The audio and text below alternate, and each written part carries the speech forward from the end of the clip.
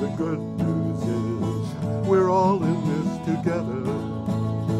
And when we see we're together, we can work things out.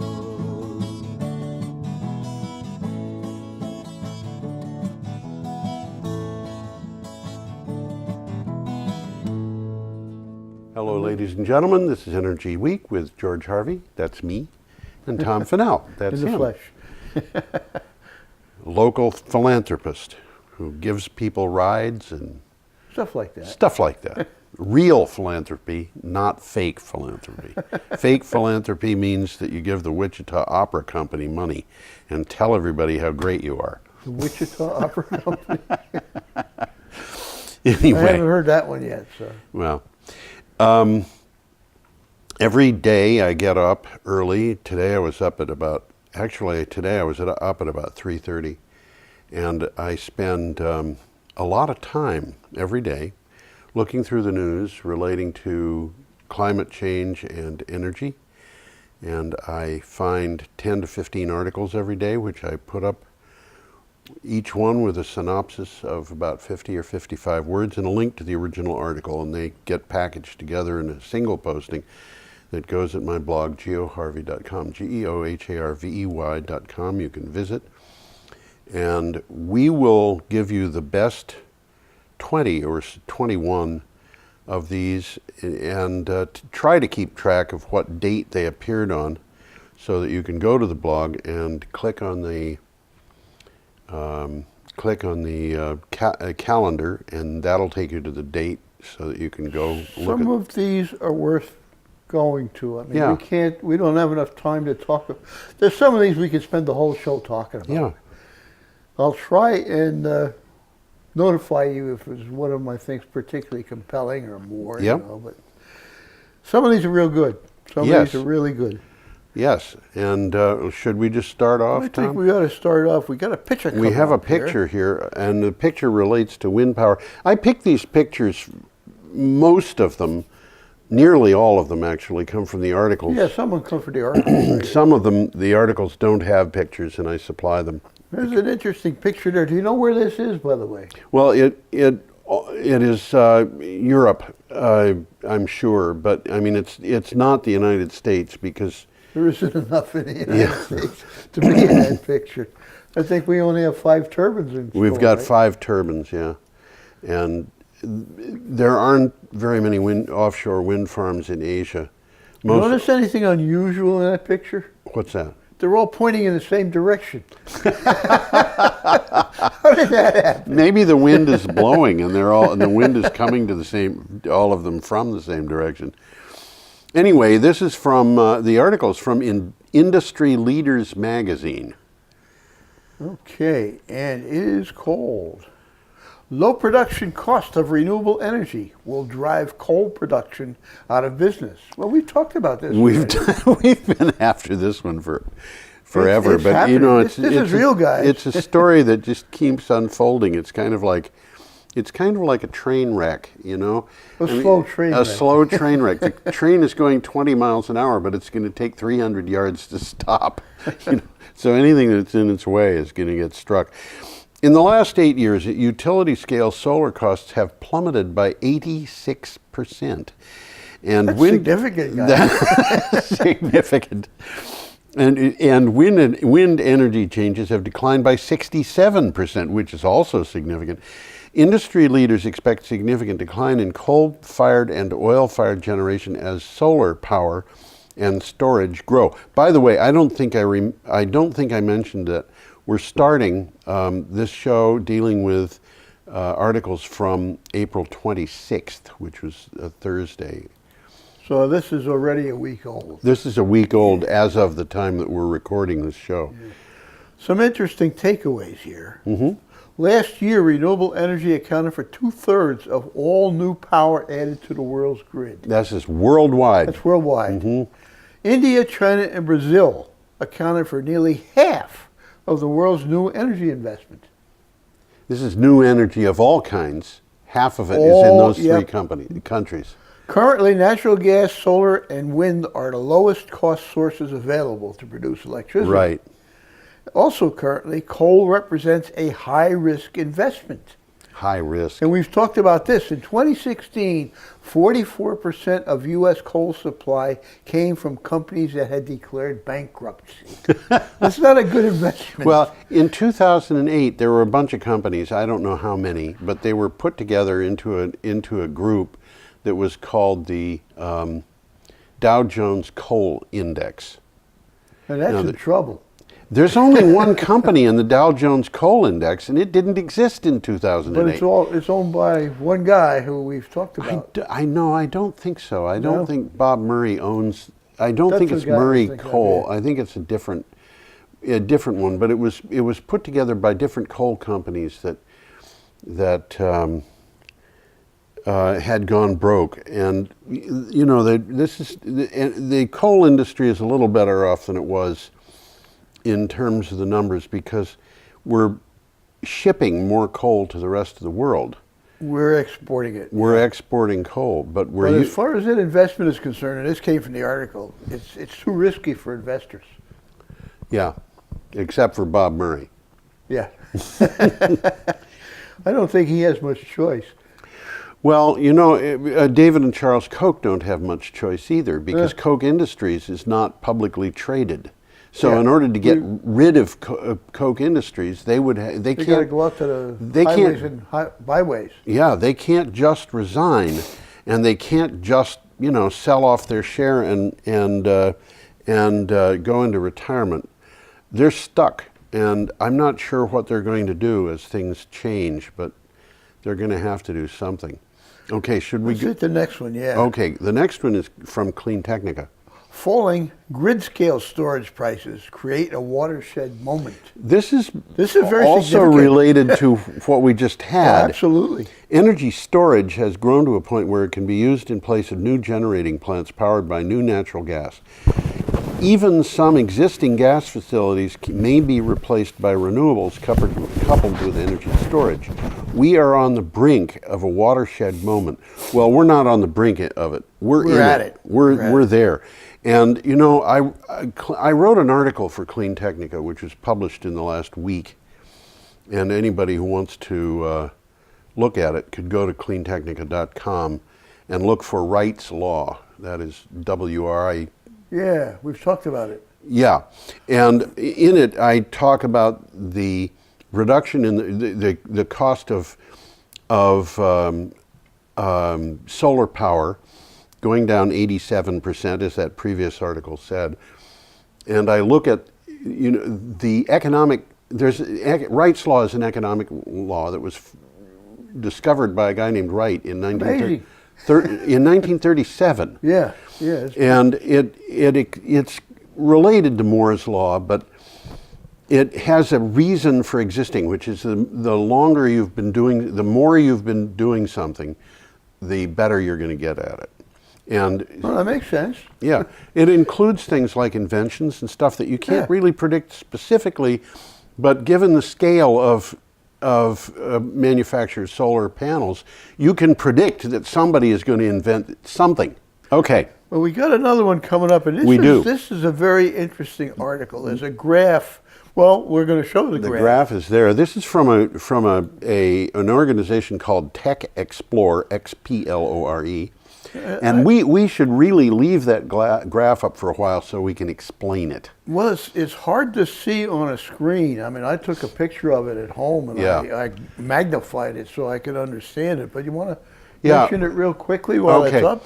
Basically, what happens here is the stuff on the left is the sources of power, energy that we use in the United States. And it's not just electrical energy. It's everything. It's everything. We use this for all kinds of things. On the right, we have where that energy is going. And you'll see 5 light gray colored boxes there. On the extreme right is one that's called rejected energy. That's our waste. That's our waste energy. That's the biggest thing on there. Yeah, most of the energy that we produce is wasted. Now, there are reasons for that have to do, we can explain. But to the left of that are 4 boxes arranged vertically: residential, commercial, industrial, and transportation. And as you can see, the bottom big thick green line is petroleum, and almost all of the petroleum that we use in this country go to industrial and transportation. A little bit of it goes to commercial, residential, and even electric generation. But the big amount there goes to transportation. Now at the top, by contrast, we have solar power, and we could say certain things about that, and nuclear and hydro and wind and geothermal, and all of those go, or the bulk of most of those go into electric generation, which is in the middle of the screen at the top, and that in turn provides power for residential, commercial, and industrial. And this is the energy flow. A little bit of transportation. Little bit to transportation. And this shows what was going on in 2017. Now, if you look at this, you'll see that natural gas, which is the light blue in the middle on the left, coal, which is the dark gray on the left, and petroleum, the bottom on the left, those are our fossil fuels. And what we have to do in order to get away from fossil fuels is to eliminate those. And the big problems that we have in eliminating those include eliminating natural gas for electric generation, but also natural gas for industrial use, natural gas for residential and commercial use, and also we have to eliminate coal for electric, and we have to eliminate, and this is the really big one, petroleum. And the petroleum, most of that's going into transportation. So as we speak, that is changing. It is changing, but unfortunately nowhere near fast enough. Unfortunately, but there's a lot that has to change before it takes off. There's a lot that has to change. The international... It's just too hard right now. Yeah. To run an electric car. I mean, you really have to know what you're doing. You have to know what you're doing, but it's getting easier and easier. I mean, yeah, one of the big things has to happen is a breakthrough in the storage.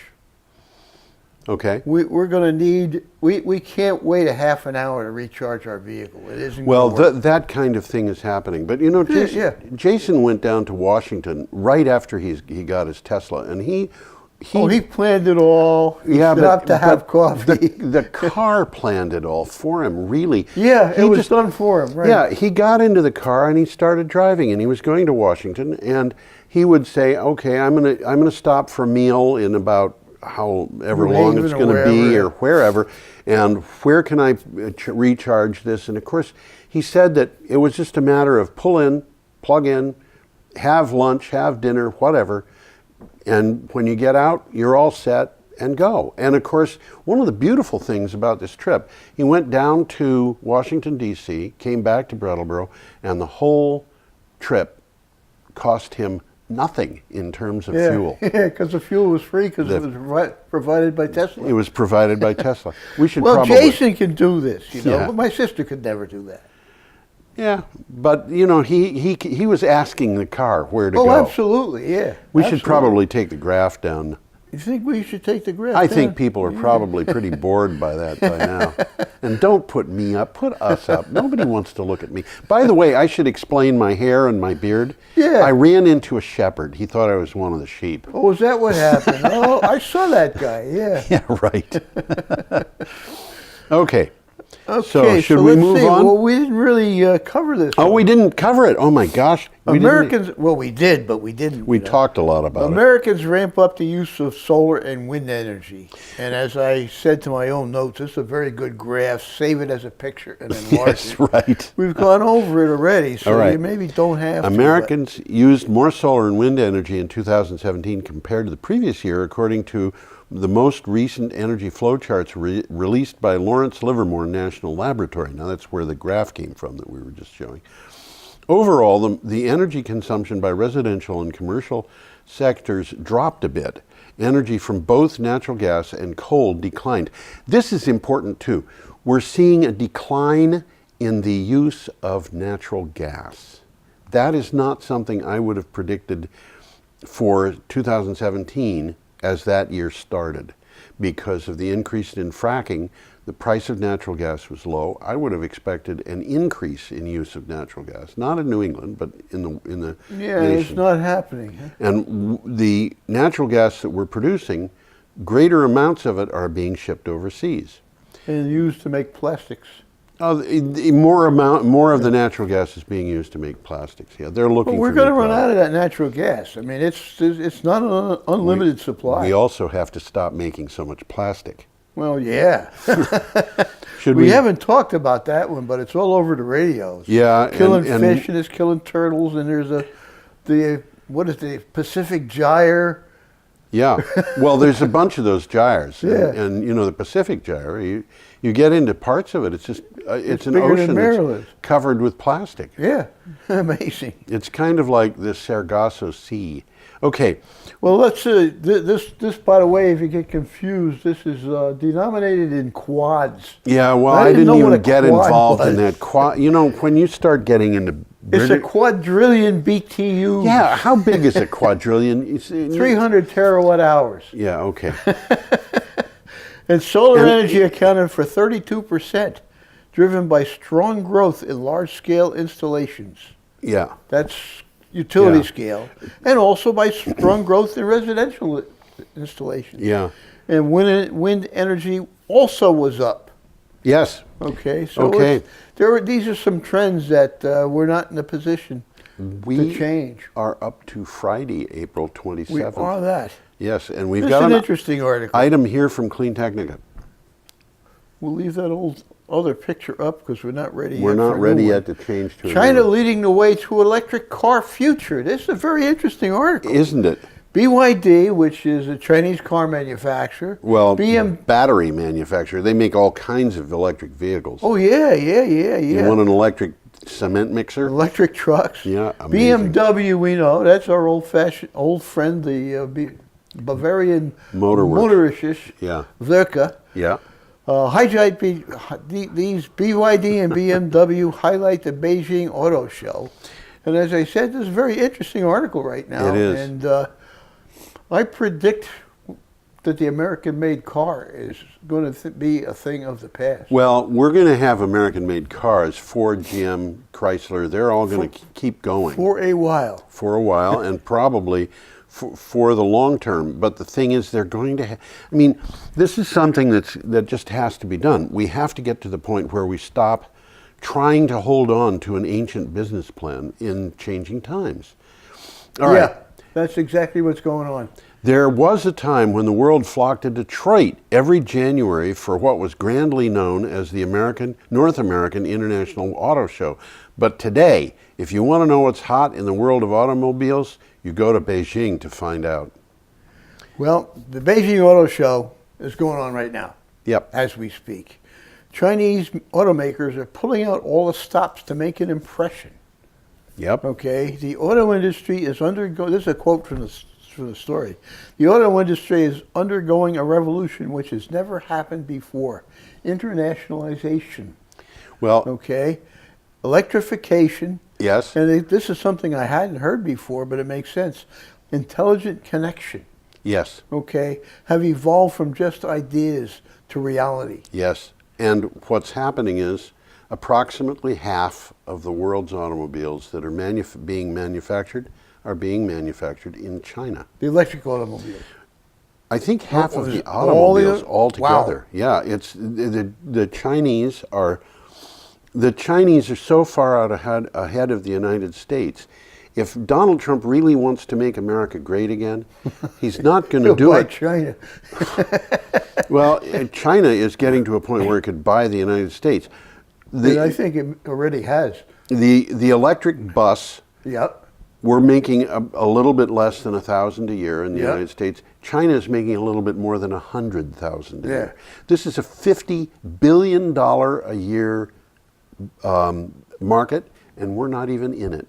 And when BYD wanted to build a new factory in North America, They built it in Canada. they built it in Canada because the United States is not friendly enough to By the electric way, this vehicles. BYD car is quite impressive. Yeah. They call it the E-Seed, which is an acronym. Yes. Okay. And it will accelerate from 0 to 60 in 4 seconds. That's quick, guys. That's quick. My old Ford Ranger would not do that. Yeah. The biggest car I ever had was a Chevy Impala with a large V8. It would not do that. Yes. It would not do that. Yeah. The range on this thing is 375 miles. That's pretty good. Yeah. That's pretty good. Right now, that's the longest range of any production vehicle. BMW, Oh, wow. which makes its X3 in South Carolina, is moving production to China. Okay, and it also has very similar. Let's make America great again. Really, I mean, you know, we just have to figure out how to make electric vehicles. But we can do that because we've got Tesla here. Well, Jaguar's got an entry. They call it the I-Pace. Yes. GM has the Buick Inspire, Yeah, which also has very good performance. It may be, but I'm sorry. When I'm looking for an electric vehicle, am I really going to buy one that's named Buick? I mean, well, the article addresses that. It said that Buick is not a popular brand in America anymore, but is very popular in China. yeah. So here we go. Here we go. And this is the final thing from this article. 9 new electric car companies are gearing up for production in China. 9. 9. Yeah. The Neo, the Bailon, the Baek, the Jidu, the Changjiang, and the Candy. How about that? Which is spelled with a K. Okay. Okay, our next item, which has a and we picture. got a picture here coming We do. up, so let's get that picture. Is from Ars Technica. Now that's our That's wind our farm. little dinky wind yeah, farm. that's our wind farm. Yep. This is the Block Island wind farm. And I'm guessing that when they took this picture, they were still building it because there's 5. Oh, they were still building There's it. Yeah. 5 windmills down there, and Yep. we're only seeing 3. Yep. The value of offshore wind energy, quote, what the U.S. is missing out on. The only offset wind farm in the U.S. is small with 5 turbines. It is a 30 megawatt installation off the coast of Rhode Island, switched on in 2016. 30 megawatts. 30 megawatts. Okay. By comparison, Europe now has 15,780 megawatts of offshore wind, according to Wind Europe, 526 times the U.S. capacity. Now, why? Why is this? Well, the article addresses that. Yeah. The industry was aware of some of these things, but they shifted the load from high polluting coal to less polluting natural gas. Well, isn't that Duh. interesting? Oh my gosh. If they had done this in 2007, it would be far more valuable than if they're doing it today. Yes. In terms of emissions, Yes. okay? Because in 2007 it was all coal. Yeah. 2007, 2008 was the peak for coal. And the coal companies were making scads of money and thought that the world was going to be at their beck and call for a long time. So Europe is way ahead of us for offshore wind. And of course, what happens is that as we want to, if we're going to move into the future, we're going to have to start getting real about some of these things. Well, this Offshore was wind just a being bad decision made by the utilities, really, one after for another. one reason or another. We had an opportunity with Cape Wind, and that was stopped by a series of lawsuits over birds and the view and The all. view, isn't that The view. ridiculous? Well, Yeah. if I could see those windmills out there. Here, take my binoculars. That's right. The next article goes right along with what we just said. Yeah. Okay. Massachusetts offshore bounty. This is from Renews. Massachusetts offshore wind development could be worth $1.4 billion to $2.1 billion to the U.S. state. No, it's not. Over the next 10 years, a report from Bristol Community College, UMass Dartmouth, and the Massachusetts Maritime Academy said. UMass Dartmouth is not Dartmouth College, by the way. Correct. It is University of Massachusetts in Dartmouth, Dartmouth. Mass. Pardon me, please. It's not in Dartmouth, New Hampshire. It's in No, Dartmouth, it's not. Mass. That's right. It said deployment of 1.6 gigawatts of offshore wind capacity could create between 2,270 and 3,170 jobs. I'll take 3,000 there. Yeah. The direct economic benefits could be in the range of $675 to $800 million. Right. it's offshore bounty guys. Yes, that's right. Okay. And this is part of the reason that the states, Massachusetts, Maine, is starting to look at offshore wind. Well, it's out there. You New know, York. they're just coming to the realization, holy cow, guys, we're sitting on a gold mine. That's right. New Jersey, you know, New Jersey. all the way down to Virginia, anyhow. Yes, that's right. Okay, we are up to Saturday, April 28th. And we got another picture. We have here. another picture of more it wind came power. right up, yes, automatically. Automatically, it's amazing what happens. This is from the Natural Resources Defense Council. I'm trying to figure out where that farm is from. I mean, we don't really know. We don't know. Okay, Earth to Pruitt. Americans say keep clean power plan. Again. That's right. One thing echoing through the halls of Capitol Hill is that Scott Pruitt is far out of touch with both the public he's supposed to protect and the mission of the EPA. That is clear in his remorseless defense of efforts to dismantle the Clean Power Plan, which most people want. That's from the article. Americans from all walks of life, from a broad segment of business and industry, from mayor's offices to state houses to Capitol Hill, have been sending comments into Washington supporting the climate action strategy to clean up dirty power plants. Right. Okay, they overwhelmingly think repeal stinks. Literally and figuratively. Well, one of the things that it really kind of amazes me about all this whole process is that a number of the states have sued to stop the Clean Power Plan, and one of those states was Arkansas.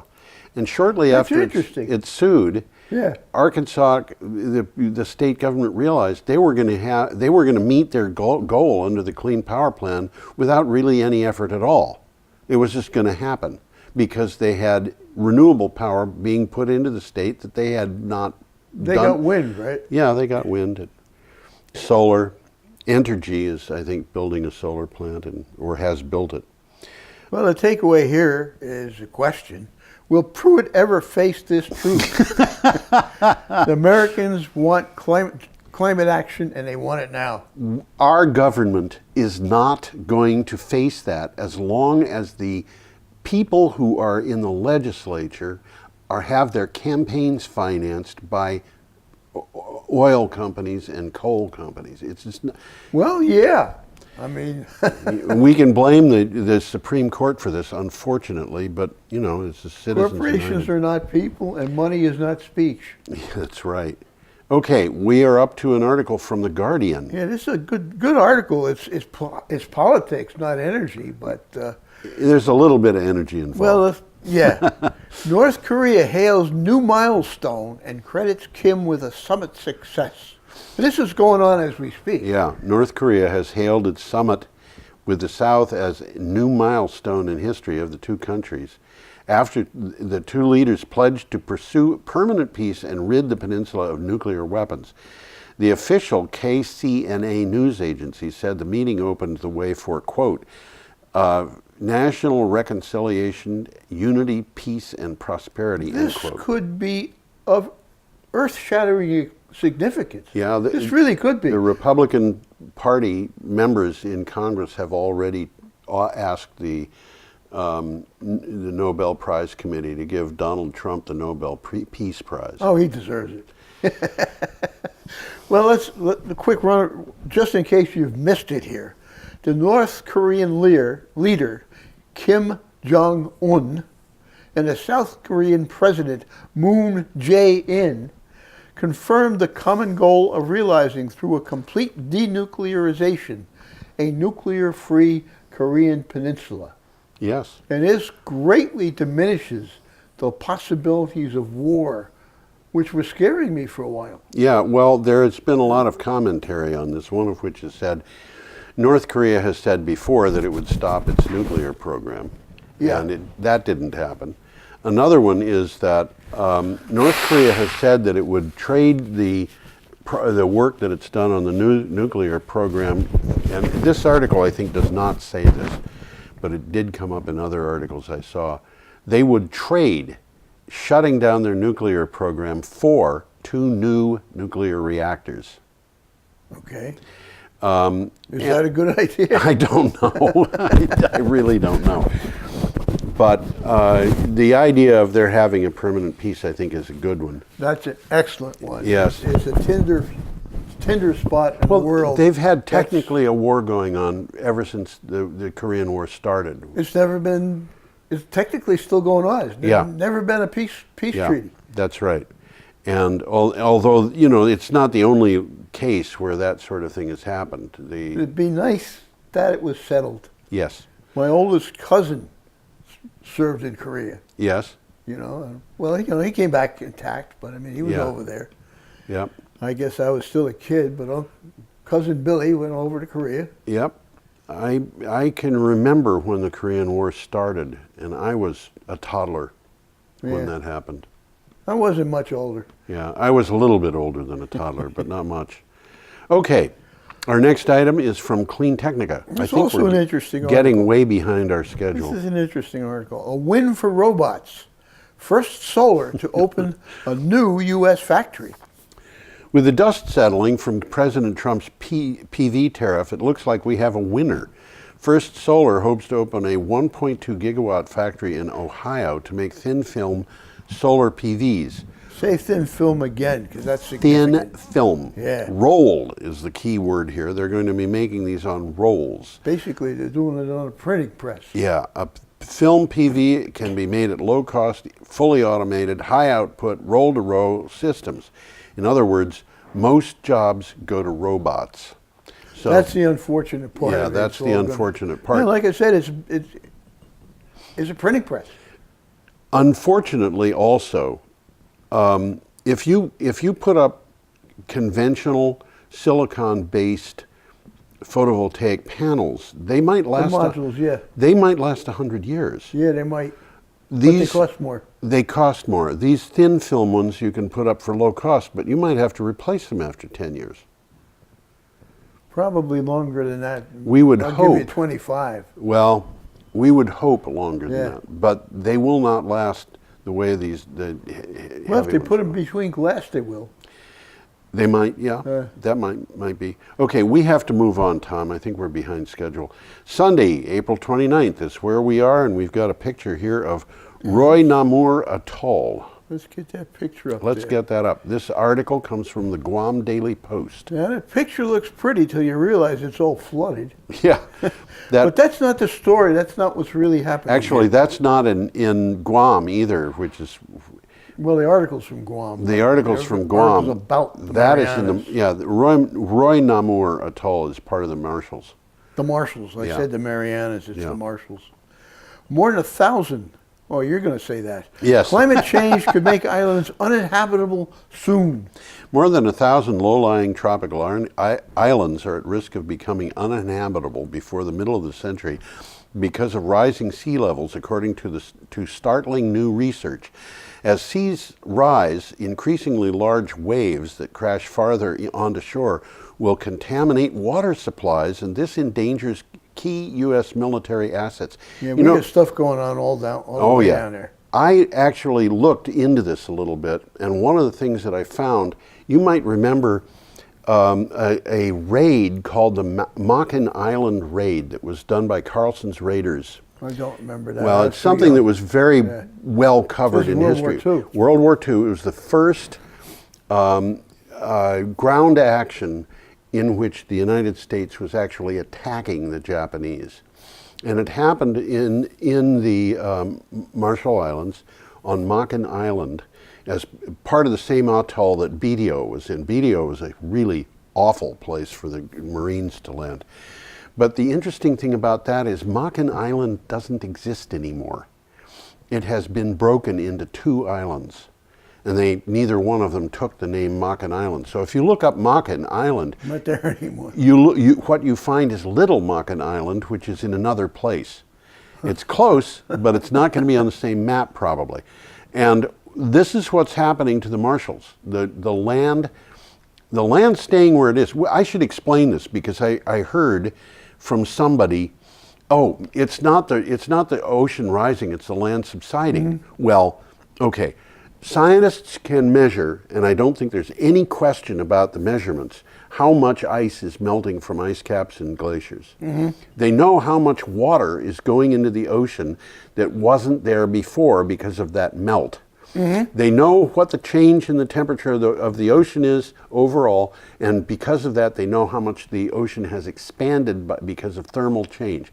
The result of that is they can predict the amount of ocean level rise by adding up those figures. When they look at the height of the ocean from satellites, they can measure it within inches. Yeah, they know what's going on. They know what's going on. The measurements are none of this is being challenged.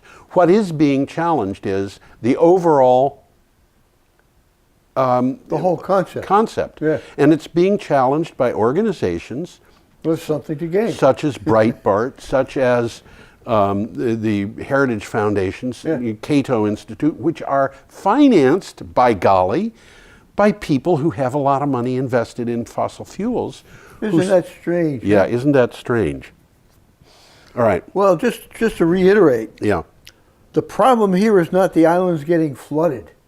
It's salt water rushing over the islands, sinking into the earth and contaminating their drinking water. Right, and the United States Navy is dependent on that drinking water in some cases, and as is the U.S. Air Force. And we can desalinate it.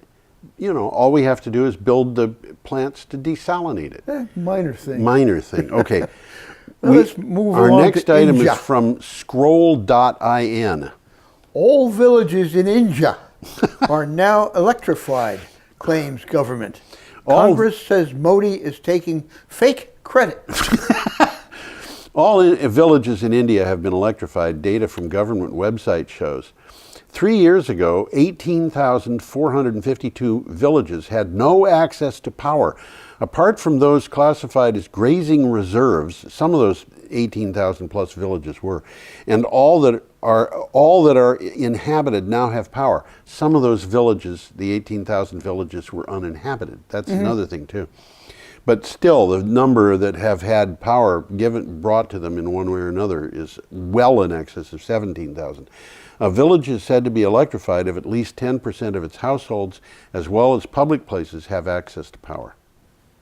Well, Congress in this place is not their assembly, it's the Congress Party. Yes. Which is the opposition to Modi. Yes. So they're just trying to slam him. Yes, that's right. Absolutely. Politics as usual. Yep. Okay. Let's move on. We got a good article coming up. This is from Clean Technica. There's no picture to bring up. No picture to bring up But there's yet. a lot of good pictures in this article. There are a lot of good pictures in this article. Tectonic and volcanic events will accompany the melting of the ice sheets. You know, we don't even think about who this even stuff. thinks about this? As ice sheets in the world melt, an enormous amount of pressure will be lifted off continental crusts that play host to them, as well as the surrounding oceanic basins. Something similar is broadly true, but to a lesser degree, of the world's remaining large glaciers. With changes in pressure, there will be seismic activity. Well, these volcanic features have been dormant for hundreds of thousands of years. Yes. Sometimes even millions of years. Yeah. And this seismic activity will go on for tens of thousands of years in some cases. This could be problems. Well, it's happening sort of in the United States, in Oklahoma. Yep. They're having earthquakes in Oklahoma that they never had before. That's from fracking. Yep. Different cause. Okay, we're up to Monday, April 30th, and now we finally have his picture. Yeah. This is the same shepherd that got these guys. Is that the same guy? The same guy, I saw him, yeah. Okay. What it says is a Duke solar energy farm. And it says that the cattle are grazing, or the sheep are grazing. They're not grazing. They're all resting. Okay, what's the title? Duke says renewable energy grew 19% in 2017. This is from WFAE. Duke's on top of things here. Well, sometimes. Duke Energy's annual sustainability report says it expanded renewable energy generation by about 19% in 2017. According to the report, Duke added 1,000 megawatts of renewable energy last year. That included not only solar and wind farms, but also biomass, a relatively new source of energy for Duke that is produced from natural sources like animal waste. Hence the picture. Yeah, well, this is their solar farm, but Duke is putting, there's a lot of hog farms in North Carolina. Definitely, And what they're doing is they're taking the pig waste and putting it into biodigesters, which is really important because it turns something that is a problem. It's a problem, Some of these farms dealing with waste is a serious problem, and they're using it to make electricity and compost, which can then be used for fertilizing the fields. Well, it's interesting because I heard yesterday on public radio, VPR, this exact story. Yeah. Okay. National Mortgage Professional Magazine provided the next piece. Solar potential on low to moderate income household properties. A new report from the National Renewable Energy Laboratory estimates that the rooftops of low to moderate income households could potentially accommodate 320 gigawatts. That ain't hay, baby. No, it's not, of PV installations. The report determined that single-family, owner-occupied rooftops collectively held the greatest opportunities for PV installations. You might want to take our picture down, put us back That might be up. a good idea. But this, I want to point out here, this is not all rooftops in the United States. This is just a certain type, number of rooftops. residential rooftops of people who are in low to moderate income levels. About half the lowest half of the population. Yeah, which, by the way, according to another article I came across, their wealth is approximately equal to the wealth of the 3 wealthiest people in the United States. That isn't right. That's not There's fair. some, Something's wrong how there. many feet do you have? How many gas pedals do you want to put them on? Really, I mean, okay. Do you want to? No, I think there's not a lot more we can talk about. Okay, this one here. GCR has provided us with the next article.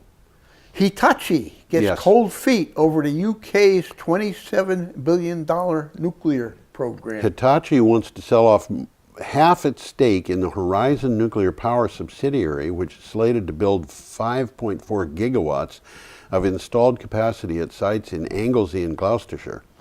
If no agreement could reduce Hitachi's share below the 50% level, Hitachi plans to withdraw from both nuclear plant projects. That's interesting. That's interesting. There's a backstory here. Yeah. The UK government has held some talks with Hitachi about finding new investors from the UK and Japan to share the risk. And one of those new investors might be the UK government itself. Tom, they want to save those plants. They want to save the plants, but it's a really bad investment, in my opinion. Well, that's what Hitachi says. Yeah. Okay, we're up to Tuesday, May 1st. So we're getting there. And we've got a solar farm here, a picture from a solar farm in California, and the article has come from PV Tech. U.S. climbs to second in renewables attractiveness index, whatever that means. Yes. Despite solar tariffs. The U.S. has overtaken India in EY's latest renewable energy country attractiveness index, despite the U.S. imposition of 30% tariff on imports of cells and modules earlier this year. The American solar tariffs are mostly absorbed, and the wind projects are not subject to subsidy cuts under the recently passed U.S. tax reform law, according to EY. EY is Ernst & Young. Yeah, I've got that. It's a global network of financial services firms. Right. So they're giving investment advice here. And what they have done is they have put the U.S. in. Well, their next article, I believe, is also about this. So let's go to that. Renewables now. This is attractiveness to investors. Yes. Okay. China. Well, what I got here is China topped the index. UK and the Netherlands climbed to 7th and 9th place, respectively. Right. And we'll go to the next one because it's on the same subject. China again tops EY's renewables index. U.S. regains positions. This is from Renewables Now. China has maintained its leadership position in Ernst & Young's latest renewable energy country attractiveness index for the third year in a row. The U.S. was in second place despite solar tariffs. Third place is secured by Germany, with India dropping to fourth. The other country in the top 5 was Australia. And one of the things that's interesting about this is that the pressure on the market to install renewable energy seems to be greater than the pressure by the government in some cases to prevent that from happening. That's interesting. Well, from the article, Chile, Mexico, Canada, and Argentina went down in this index. Yes. Okay. Yeah. And there's 4 new guys: Taiwan, Yeah. Poland, Norway, and Indonesia. Poland is interesting because they're so dependent on coal. Yeah, they are.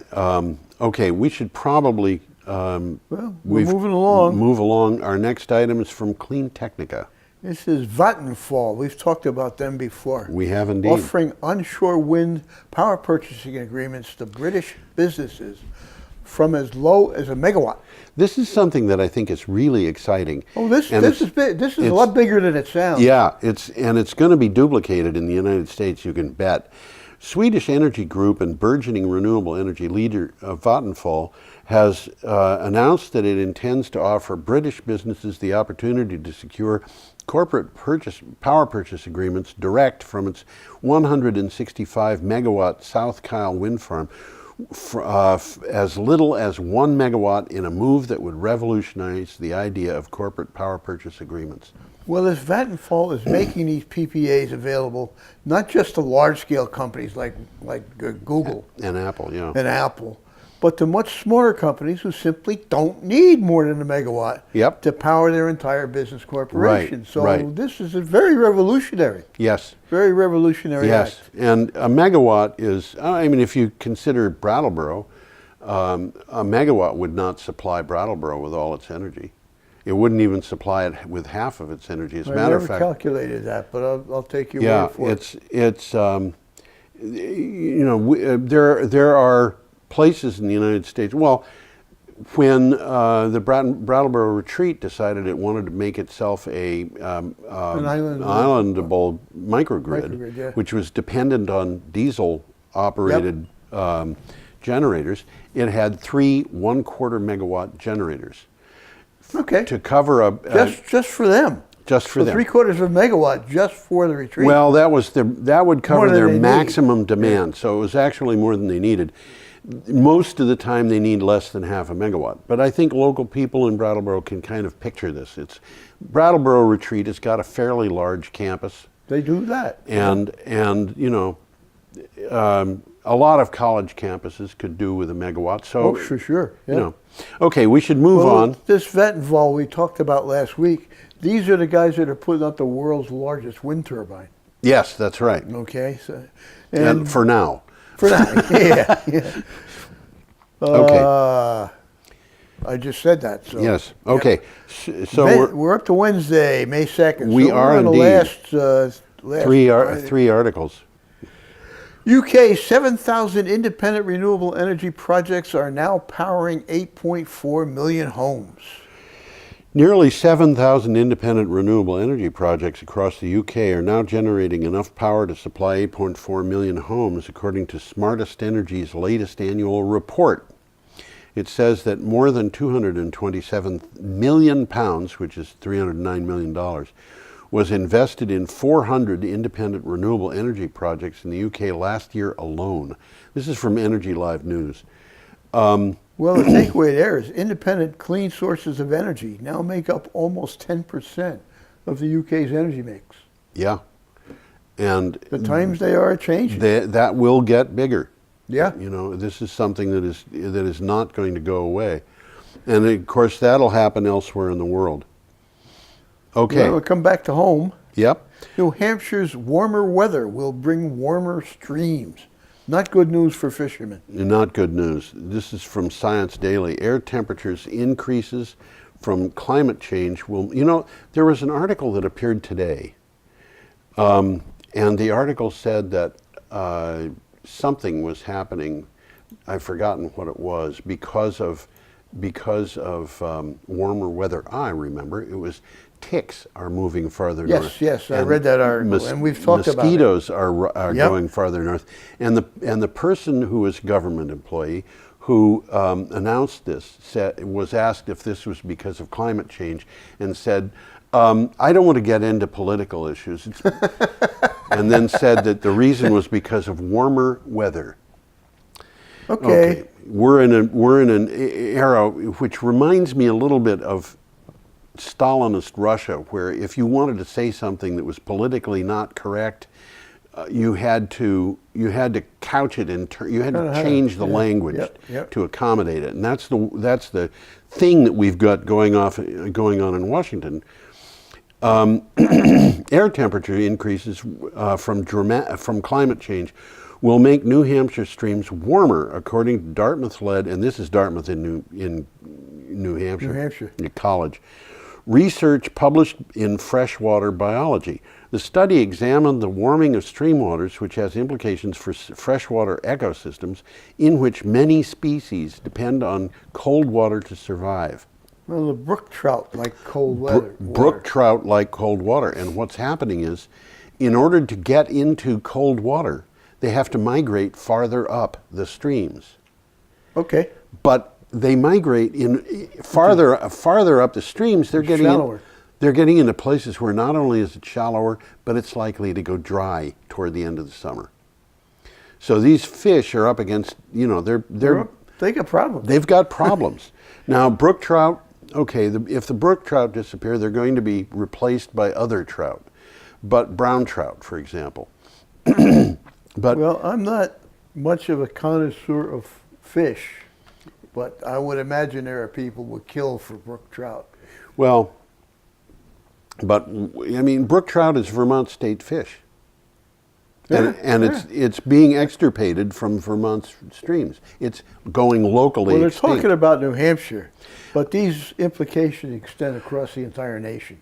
Yeah, and there are places, by the way, where brook trout are an invasive species, and I have read that in some places there's no limit on them. You can just fish them anytime you want. As long as you don't put them back in the water, you can take as many as you want because they're invasive and they're causing mischief. But that's not New England. That's not New England.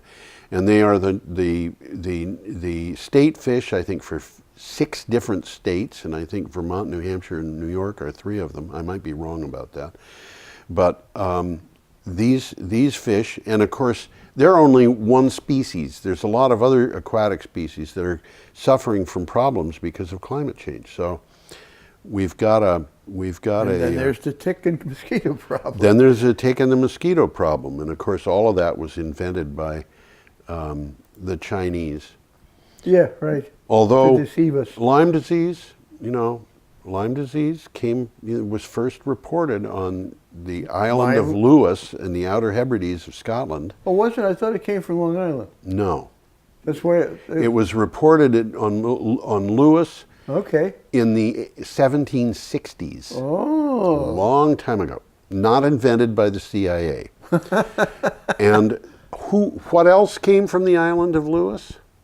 Maybe brought Lyme disease to the United States. Oh, yeah? Yeah. What came from Lewis?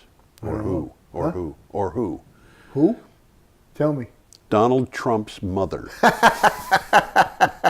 Now, talk about an unfair attack. Boy, was that unfair. Okay, we should go on. This is the last item today. This is our last item, and it's kind of amazing. Yes, well, it's not a nice picture, but it's a picture. It's an unpleasant but interesting picture. The article says, and I'm reading it, yikes. Yikes. 50 inches of rain within 24 hours on Kauai. Is that Kauai? Is that the way you pronounce it? I believe it's Kauai. I think that's correct.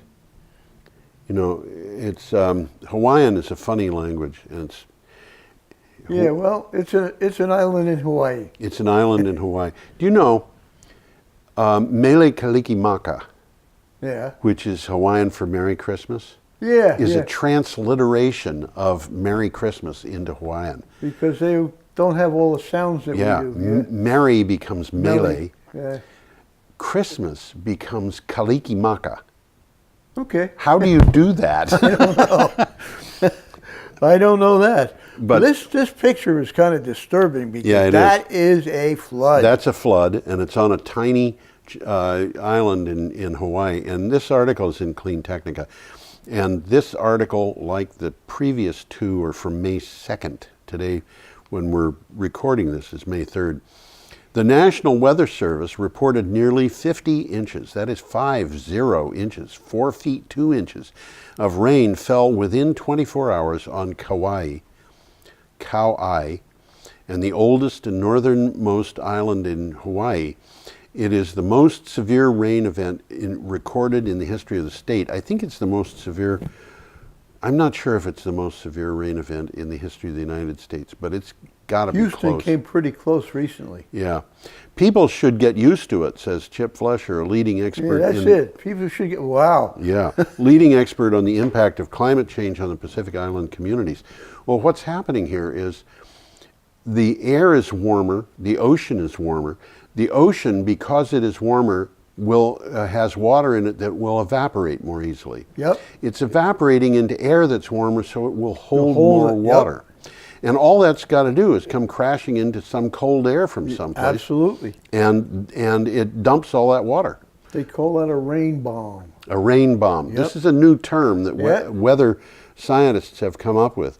And this is happening not just on Kauai, but in other places. And by the way, another thing that I have got, suddenly based on the news I saw last week, the week before and so forth, I was thinking about this business of the Gulf Stream slowing down. Yeah. We've had very cold winters in northern Europe and in Western Europe. Yep. Which were colder perhaps because the Gulf Stream has slowed down. Yep. Now this is because of, these cold winters are happening because of climate change, if that's correct. And what's happening is the Greenland ice caps are melting, producing a situation where fresh water is spreading out across the top of the seawater because it's not as dense, because it doesn't have salt in it. So there's a huge area south of Greenland of very cold surface water, which is interfering with the Gulf Stream movement, which is slowed down by 15%, according to 2 different studies that were published in the last month. And that means less warm air to modify the cold that would otherwise be in Europe. But where is the warmth in that water going? It has to go into the atmosphere and into space, and the Gulf Stream is slower, so it's got to leave somewhere between Florida and Western Europe. And that means the Gulf Stream in Florida is probably putting off more heat, which means we're probably going to have permanent, worse hurricane weather in the future. That's just a guess. Not a good thing to look forward to. Not a good thing, but last year we had, for the first time in history, 3 hurricanes at category 3 or above hitting the United States, and all 3 of them were category 4. We've got to go, Tom. I think we do. So we hope you Adios. come back next time. Let me say, have a perfectly lovely week. Bye.